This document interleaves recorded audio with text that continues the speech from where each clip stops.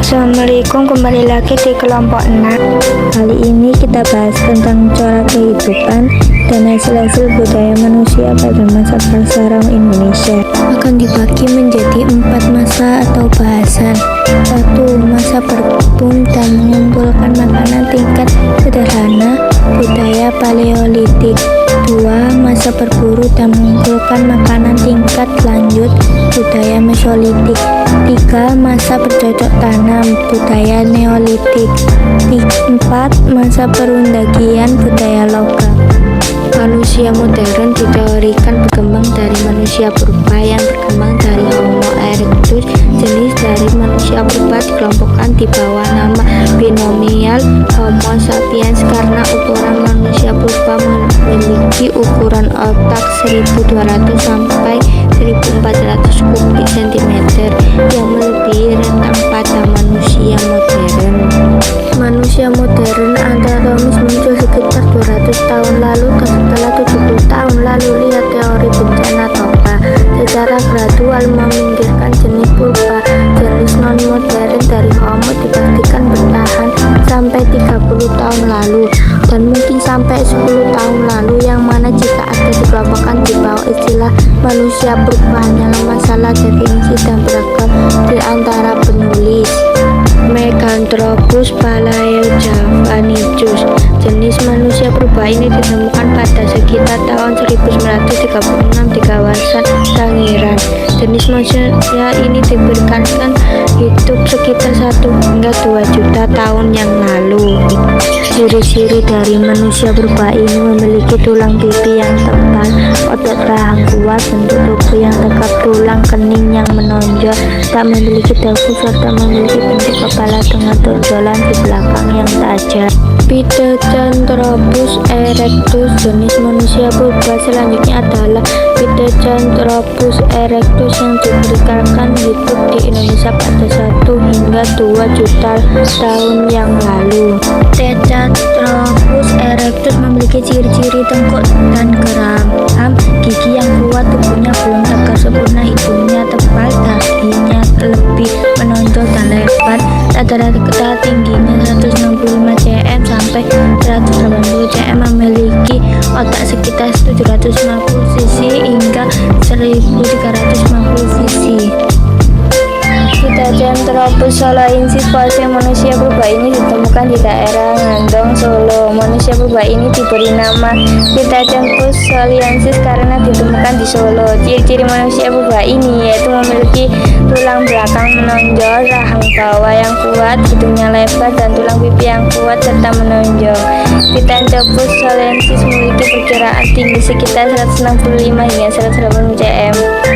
Homo adalah genus dari kera besar yang terdiri dari manusia modern dan kerabat dekatnya. Genus ini diperkirakan berusia sekitar 2,3 hingga 2,4 juta tahun. Kemungkinan berevolusi dari leluhur Australopithecus dengan munculnya Homo habilis.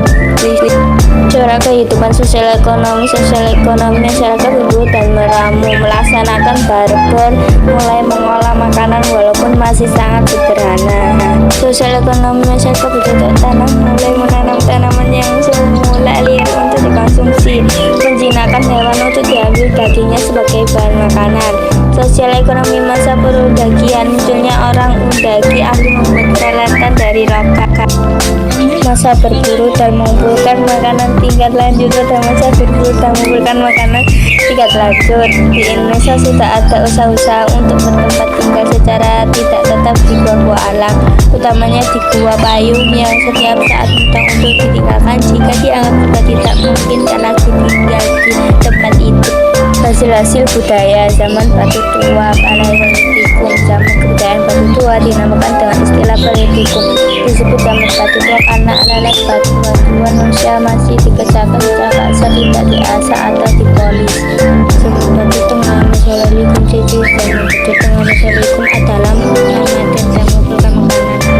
Ada alat-alat yang dihasilkan meari sama dengan zaman paleolitikum, yaitu alat-alat batu kasar ditemukan bukit-bukit keran di pantai yang disebut pejoken.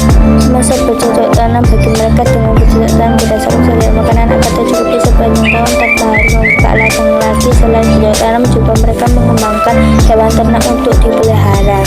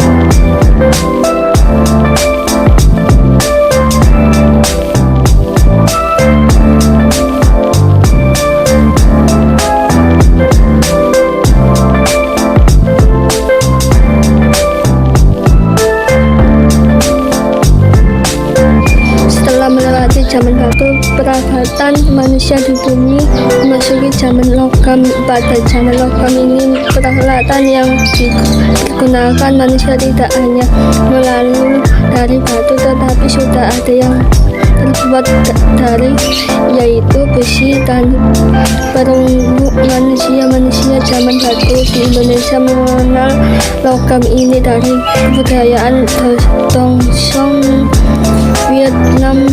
Di Vietnam ini terkenal dengan kebudayaan perunggu untuk Asia Tenggara. Hasil kebudayaan pada zaman logam ini antara lain: satu, negara ini digunakan dalam pencarian, diantaranya untuk memanggil roh nenek moyang. Dua, kapak corong. Bentuk kapak corong ini seperti kaki dengan sepatu, bagian seperti sepatu yang berbentuk corong sebagai kapaknya, dan bagian seperti kaki adalah kembangannya yang terbuat dari kayu. Tiga, arca perunggu. Bentuk arca perunggu ini bermacam-macam, ada arca yang berbentuk manusia, ada arca yang berbentuk hewan. Sekian, terima kasih. Wassalamualaikum warahmatullahi wabarakatuh.